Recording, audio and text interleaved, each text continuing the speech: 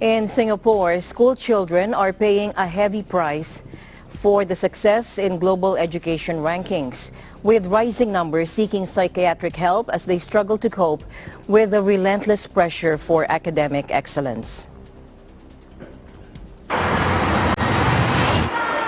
Children are reporting symptoms of anxiety and stress related to schools as early as primary school, experts warn, and there have been extreme cases where pupils have been driven to suicide. Youths often face long days at school, hours of homework, and are then pushed by parents to have private tuition, which is having an impact on mental well-being.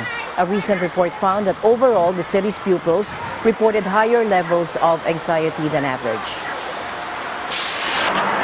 Even though you're replacing streaming with banding, the fact remains that the choices you make, the bands that you are placed in, will inevitably have consequences for your progression to post-secondary education. It won't be easy to change these well-entrenched attitudes and behaviors in Singapore, and beliefs as well. A university education is considered by most people in Singapore much more prestigious than, say, a vocational education. And it's not easy to change this, even though the Ministry of Education is trying to emphasize the need for skills, workplace specific skills, rather than paper qualifications alone.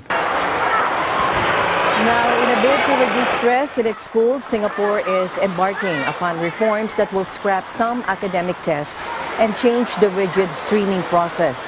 The move comes at a time when more authorities in Asia are being forced to assess if pupils are being overwhelmed by pressure to reform or to perform. Hong Kong's Child Fatality Review listed problems with schoolwork among one of the key reasons for teen suicide, and Japan reported its highest youth suicide rate in 30 years in 2016 to 2017, with officials admitting there is an annual spike on September 1, the start of the new school year.